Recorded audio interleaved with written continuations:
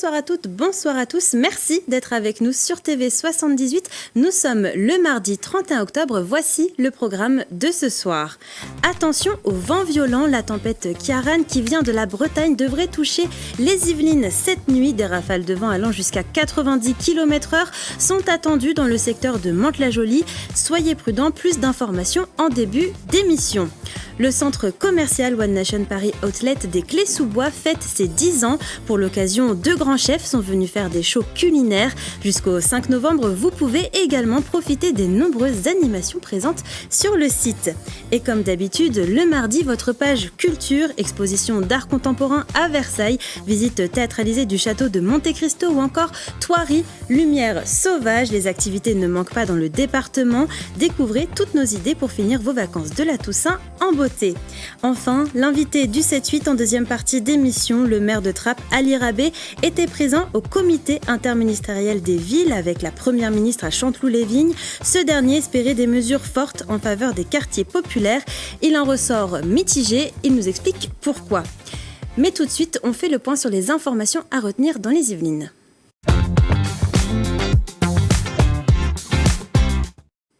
Et c'est avec vous, Michael Elmidoro. Bonsoir. Bonsoir. On commence ces informations avec la tempête Ciarán qui est attendue dans les Yvelines. Tout à fait, Mathilde. Arrivée du quart nord-ouest du pays, la tempête Ciarán va commencer à souffler dès ce soir sur notre département. Des vents à environ 40 km/h sont attendus, mais c'est surtout pour la Toussaint que des bourrasques à 80 km/h se feront ressentir dans la soirée.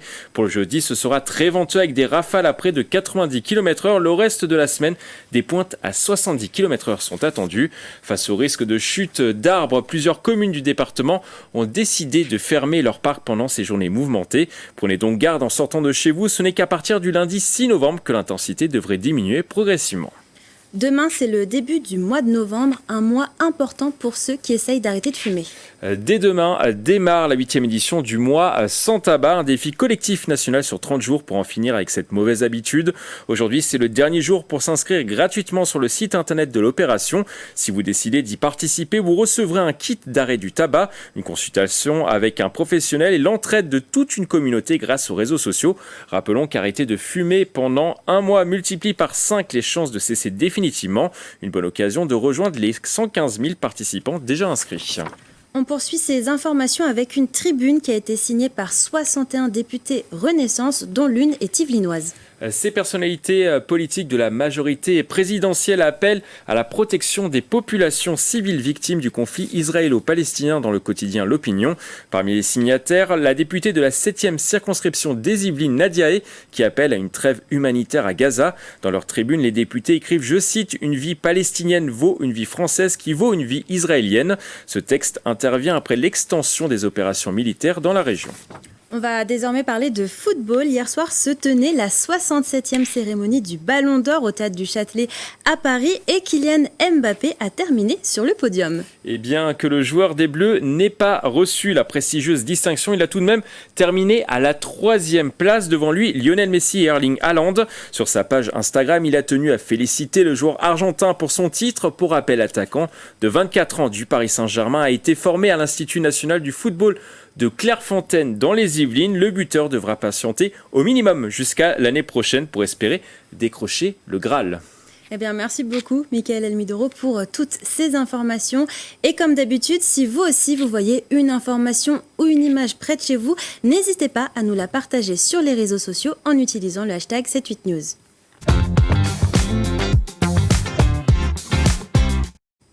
Élu d'opposition à Trappes et vice-président du Conseil régional d'Île-de-France, Othman Nasrou est candidat à la présidence de la fédération LR des Yvelines. Dans cette élection, il doit affronter Philippe Benassaya.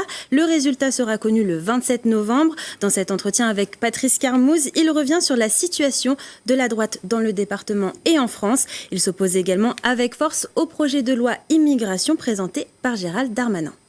Ce que je vois, moi, c'est qu'il y a des choses qui fondent une société, des valeurs communes, une culture commune, des références communes, et que ça se délite. Voilà, c'est ce que je constate. Je constate qu'il y a un délitement de ce qui fait qu'une société peut tenir ensemble.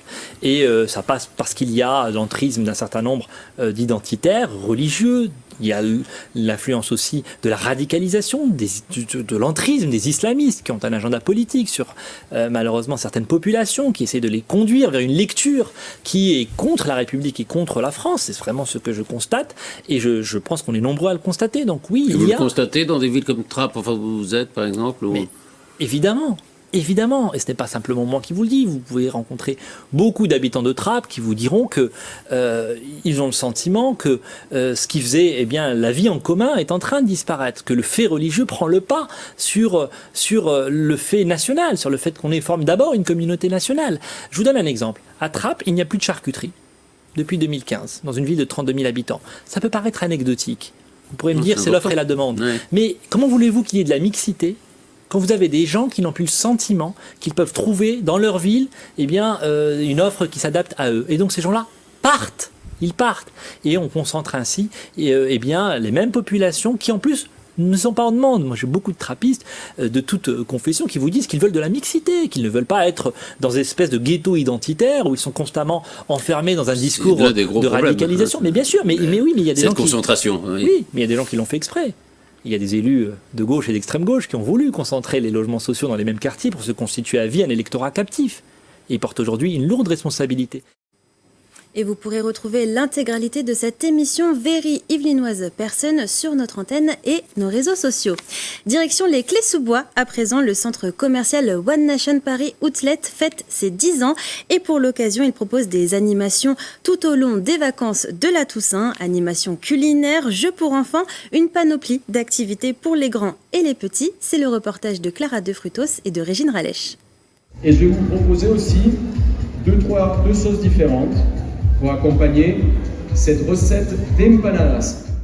Empanadas végétariennes à la patate douce. C'est la recette proposée par Juan Arbelaez, chef cuisinier colombien et ancien participant de l'émission Top Chef.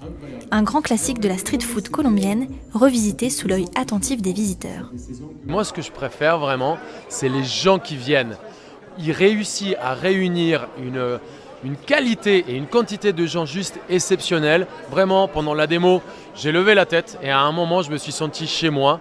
Il n'y avait que des sourires accueillants, que des gens qui étaient là, prêts à écouter, prêts à déguster, prêts à passer un énorme et un bon moment. Donc c'était vraiment, je pense, un souvenir que j'oublierai jamais. L'animation a duré 2 heures pour le plus grand plaisir des visiteurs. C'est très varié. Alors déjà, moi je suis une grande gourmande, donc j'étais ravie de pouvoir assister au show culinaire du chef Juan. Donc voilà, on s'est tous régalés et puis bon, moi c'est hyper dynamique. Des jeux pour enfants, des stands culinaires, une variété d'animations est proposée par le centre pour célébrer ses 10 années d'existence avec sa clientèle. 10 ans, c'est passé super vite. Après, c'est vrai que fréquemment, il y a toujours des animations qui sont faites ici, donc c'est cool. C'était très bien, ça amène des activités aux enfants et ça leur permet de passer le temps pendant que nous on est en train de faire les magasins en tant que parents. En 10 ans, le centre a accueilli près de 5 millions de visiteurs. Il compte 98 enseignes et plus de 400 marques. Les animations continueront jusqu'au 5 novembre. Allez, c'est l'heure d'ouvrir une page culture à présent dans votre 7-8.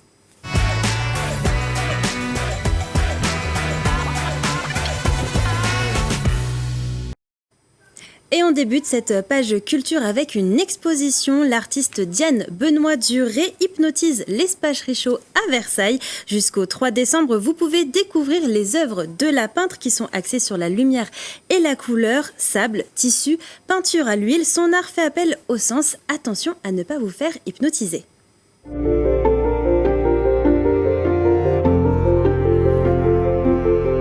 Jusqu'au 3 décembre, l'espace Richaud de Versailles propose aux visiteurs une nouvelle exposition d'art contemporain. Baptisée Hypnose, elle invite à se perdre dans les dégradés de couleurs et de lumière.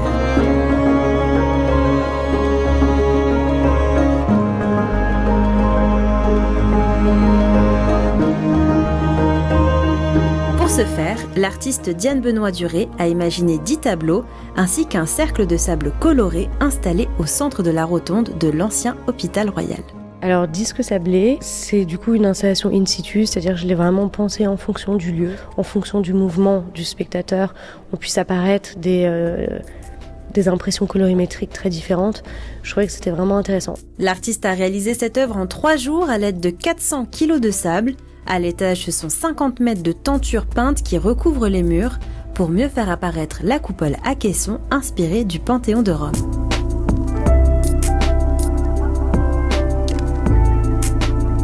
Elles sont accompagnées d'une création sonore de François Delamarre pour imprégner un peu plus le visiteur et le faire entrer en hypnose.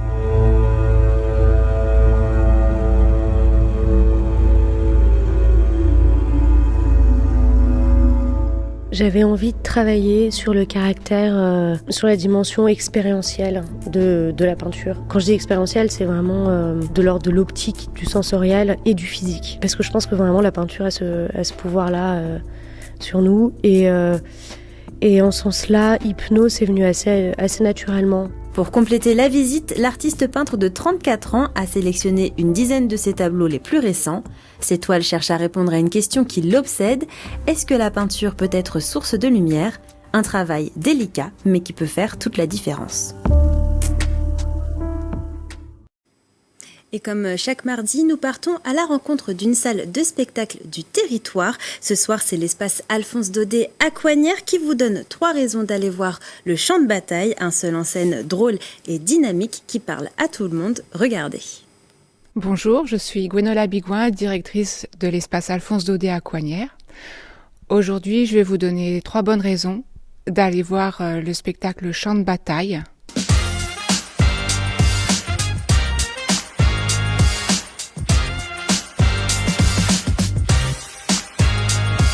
C'est un seul en scène qui aborde l'adolescence et la crise de la quarantaine. C'est donc un spectacle drôle, rythmé et émouvant. La deuxième raison, c'est un spectacle familial. Les adolescents comme les adultes s'y retrouveront, pourront rire d'eux-mêmes et de leurs proches, donc en l'occurrence des parents ou des enfants. La troisième raison, c'est un spectacle belge, donc un gage de qualité en temps normal, et qui plus est, qui a été nominé en 2020 au prix Metterling, qui sont les Molières belges. Nous ne lui avons pas montré la mer, nous ne lui avons pas appris à faire du vélo, nous ne lui avons pas torché le derrière. Non! Nous sommes arrivés le jour de son 15e anniversaire pour lui dire de ramasser ses mouchoirs et de mettre ses slips dans le bac à linge sale. Un enfant, il ne faudrait jamais lui permettre de dépasser 12 ans, grand maximum. Après, les emmerdes commencent. On connaît que le vent que j'ai quitté. Ma vélocité vient de... C'était donc les 3 bonnes raisons d'aller voir le champ de bataille le 17 novembre à 20h45 à l'espace Alphonse Daudet.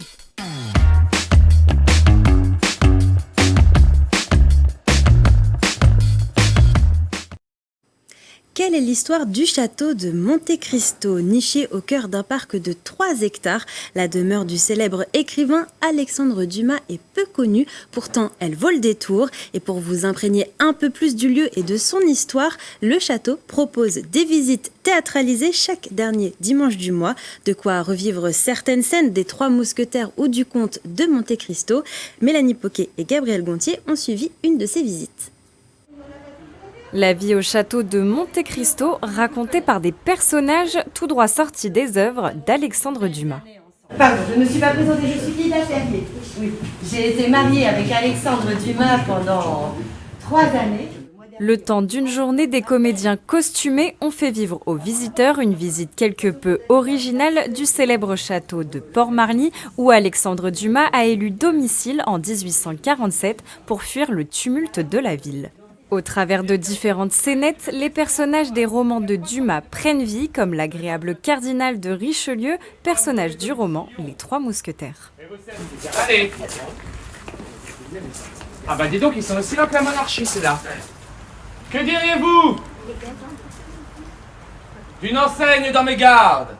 Cette année, le thème des visites théâtralisées était la vente du château de Dumas. Après la Révolution, l'écrivain, couvert de dettes, est contraint de vendre sa demeure. C'est de rendre un peu le tout interactif, ludique, qu'il soit un peu accompagné, qu'il y ait du spectacle, que ça reste vivant. Ça leur permet vraiment d'être impliqués dans la visite. Le fait de les attraper comme ça avec des personnages, ça permet que même le moment où nous, on ne va pas être dans le château, où on leur laisse aussi le temps de visite nécessaire, ils vont être plus curieux, ils vont aller chercher des détails. Et justement, depuis 10 ans, la compagnie a conquis le public. C'est une excellente idée pour pouvoir rythmer la visite. Parce qu'effectivement, c'est une œuvre littéraire, il y a beaucoup de d'articles et de choses à lire dans les salles du musée. Et donc avec les scénettes, ça permet de casser le rythme. C'est très sympathique, c'est bien fait, moi j'ai bien rigolé. Ces visites théâtralisées sont organisées chaque dernier dimanche du mois. Dernier rendez-vous pour 2023, le 26 novembre. Cette année, la demeure d'Alexandre Dumas a déjà reçu plus de 30 000 visiteurs. Et on termine cette page culture avec une autre idée de sortie à faire durant les vacances de la Toussaint. Alors que les journées raccourcissent, le Zoo Safari de Thoiry a décidé d'illuminer vos fins de journée avec le retour des lumières sauvages, une déambulation féerique dans les jardins. Le thème de cette année, l'Asie, c'est le reportage de Mélanie Poquet et de Clara de Frutos.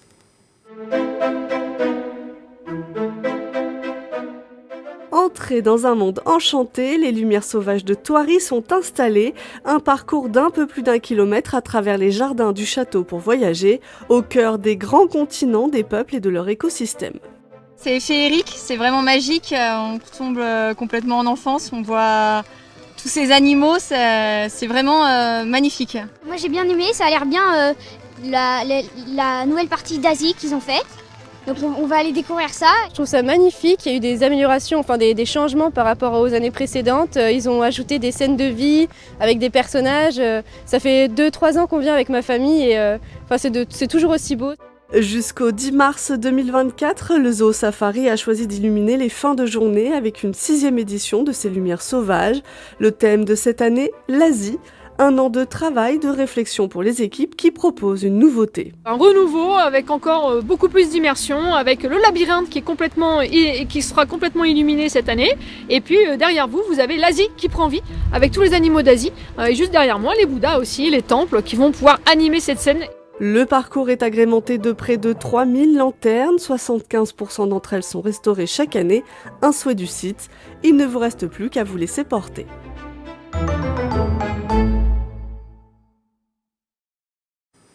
Et c'est bientôt l'heure de passer à l'invité du 7-8, mais avant, je vous propose de jeter un coup d'œil à la météo de demain.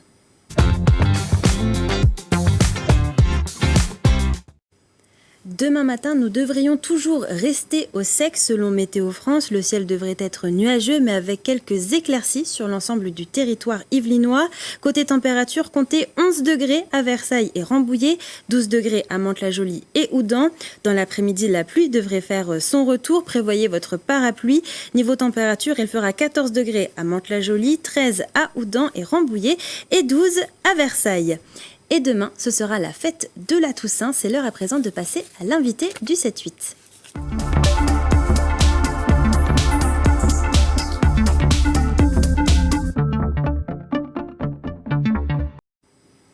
Vous en parlez dans l'émission d'hier soir. Vendredi dernier, Elisabeth Borne était à Chanteloup-les-Vignes. La Première ministre a annoncé plusieurs mesures afin de répondre aux urgences des quartiers prioritaires.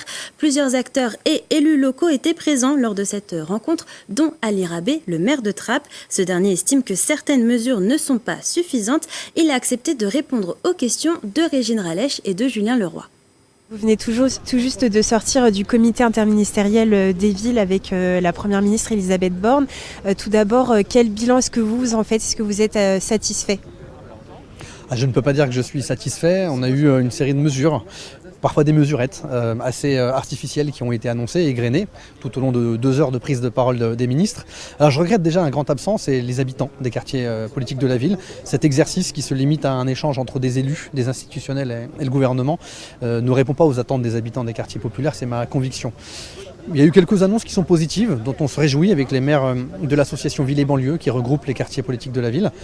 On a par exemple des annonces autour de la généralisation des cités éducatives qui permettront de mettre plus de partenariats entre l'école, les villes, l'État dans nos territoires.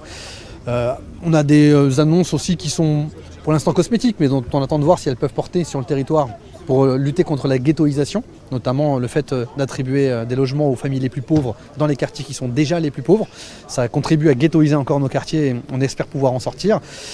Mais il n'y a pas de mesure de rupture, il n'y a pas de souffle, il n'y a pas une ambition à la hauteur de nos attentes. Et pour l'instant, je ne vois pas les ingrédients qui permettraient d'éviter les situations que nous avons connues il y a quelques mois avec l'explosion de colère dans nos quartiers. Et à votre avis, quelle est aujourd'hui la première urgence à prendre en compte ou peut-être les premières urgences à prendre en compte ? Il y en a malheureusement plusieurs. Le défi éducatif, évidemment. Tant qu'on a 100 000 enfants qui sortent du système scolaire en étant déscolarisés, sans diplôme, qui ne sont pas accompagnés à partir de 16 ans, eh bien, on continuera de produire de la vulnérabilité, de la fragilité, de l'échec, de la frustration, du ressentiment et de la colère chez une partie de notre jeunesse. Donc réussir à être capable de lutter contre le décrochage et contre l'échec scolaire, mais dès le plus jeune âge, c'est quelque chose qu'il faut amplifier et renforcer. La question de l'emploi aussi est évidemment un sujet majeur. Il faut pouvoir apporter des emplois dans ces quartiers, permettre des débouchés, y compris pour ceux qui n'ont pas forcément des grands diplômes. Et il faut aussi, à mon sens, résoudre ce problème de la mixité. Si on continue à avoir des villes qui se spécialisent dans l'accueil de la pauvreté et qui voient 60, 70, 80% de leur population être en situation de relative pauvreté, avec des logements sociaux concentrés toujours dans les mêmes quartiers, toujours dans les mêmes villes, eh bien on générera toujours nos propres malheurs. On ne peut pas avoir des villes riches où les riches vivent entre eux, des villes pauvres où les pauvres vivent entre eux. Ça, c'est un défi que la France doit relever, mais ça demande plus que quelques mesurettes annoncées un vendredi matin. Et à l'issue du comité, Catherine Arenoux a dit qu'elle continuerait d'espérer. Quel est, vous, aujourd'hui, votre état d'esprit ?